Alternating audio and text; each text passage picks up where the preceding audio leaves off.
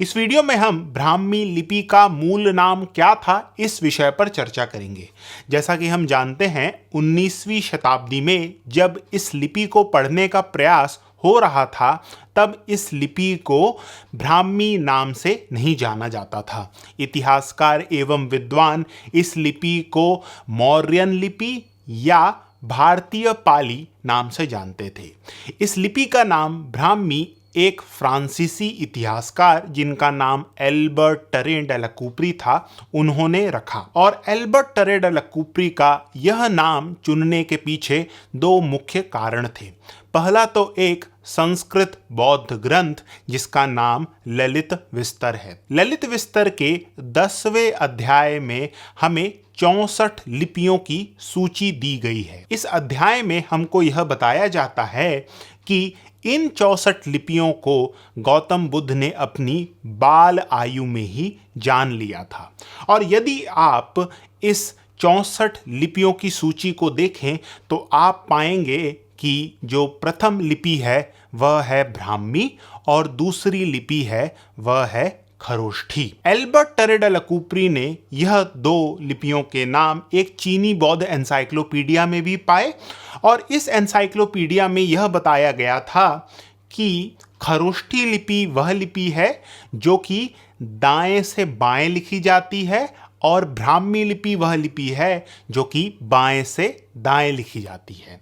इस जानकारी के आधार पर एल्बर्ट टरे डे ला कूपरी ने यह सुझाव दिया कि मौर्यन अभिलेखों में जो लिपि दाएं से बाएं लिखी गई है उसे खरोष्ठी कहना चाहिए और जो लिपि बाएं से दाएं लिखी गई है उसे ब्राह्मी कहना चाहिए।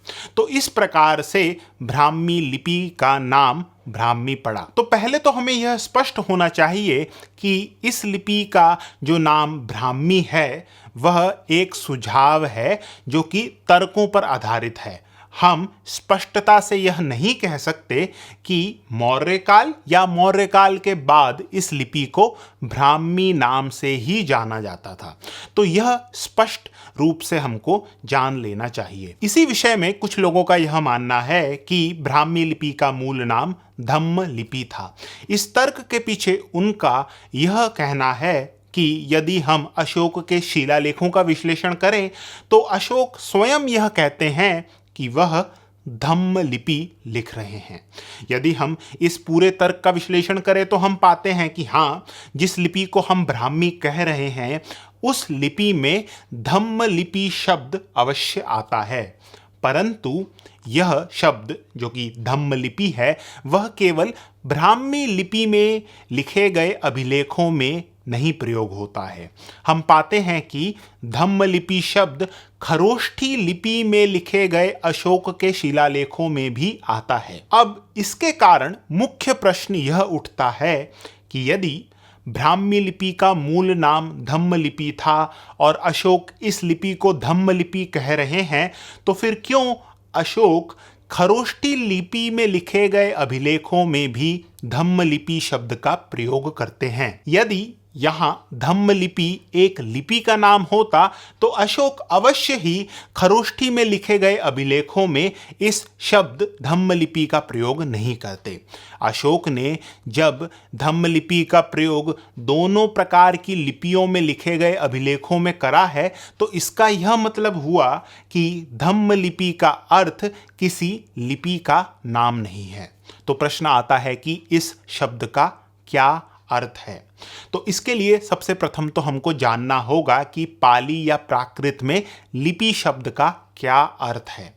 इसके लिए हमें शब्दकोश को देखना होगा और यह शब्दकोश महान इंग्लिश इतिहासकार एवं विद्वान थॉमस विलियम रिस डेविड्स और विलियम स्टीड ने लिखा था। इस शब्दकोश में लिपि शब्द का अर्थ दिया गया है अल्फाबेट, जिसका अर्थ है वर्णमाला, a letter of the alphabet, जिसका अर्थ है वर्णमाला का एक वर्ण, और राइटिंग या लेख। इससे यह स्पष्ट होता है कि आधुनिक समय में लिपि का हम अर्थ करते हैं स्क्रिप्ट, लेकिन प्राचीन समय में लिपि का यह अर्थ नहीं था। तो यदि ऐसा है तो धम्मलिपि शब्द जो कि हमें खरोष्ठी में लिखे गए अशोक के अभिलेखों में और ब्राह्मी लिपि में लिखे गए अशोक के अभिलेखों में देखने को मिलता है, उसका अर्थ हो सकता है धम्म पर लिखे गए लेख। कुछ इसी प्रकार का अनुवाद कॉर्पस इंस्क्रिप्शनम इंडिकेरम में यूजीन हल्च भी करते हैं। यूजीन हल्च के अनुसार धम्मलिपि का अर्थ हुआ रिस्क्रिप्ट ऑन मोरालिटी, जिसका हिंदी में अर्थ हुआ धर्म पर राजानुदेश।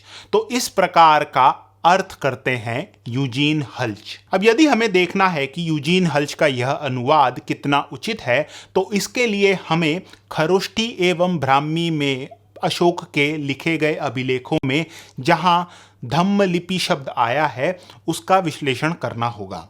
गुजरात के गिरनार में अशोक के जो अभिलेख हैं, वहां प्रथम अभिलेख के आरंभ में धम्मलिपि शब्द कुछ इस प्रकार आता है। इयं धम्मलिपि देवानं प्रियेन प्रियदसिना रान्या लेखापिता। कुछ इसी प्रकार से शहबाजगढ़ी में खरोष्ठी में लिखे गए अशोक के अभिलेख के प्रथम में यह शब्द आता है।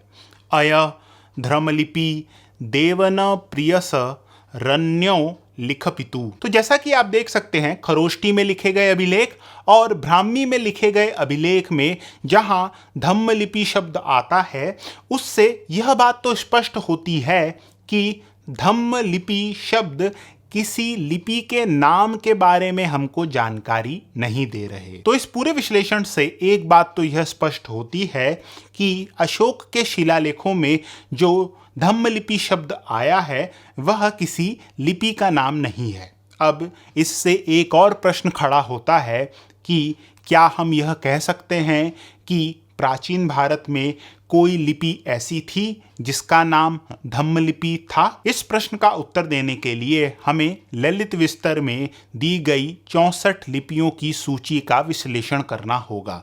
और यदि हम इस सूची का विश्लेषण करें तो पाते हैं कि इस सूची में धम्मलिपि शब्द नहीं आता, जिससे यह कहा जा सकता है कि प्राचीन भारत में धम्मलिपि नाम की कोई लिपि नहीं थी। इस तर्क को इस तथ्य से भी बल मिलता है कि किसी भी प्रकार के स्रोत में धम्मलिपि नामक लिपि का वर्णन हमें पढ़ने को नहीं मिलता, जिससे हम यह कह सकते हैं कि ब्राह्मी लिपि का मूल नाम धम्मलिपि नहीं था। यदि आपको यह वीडियो अच्छा लगा तो कृपया करके सब्सक्राइब करें, और यदि आप ब्राह्मी लिपि के बारे में और जानना चाहते हैं तो कृपया करके यह वीडियोस देखें।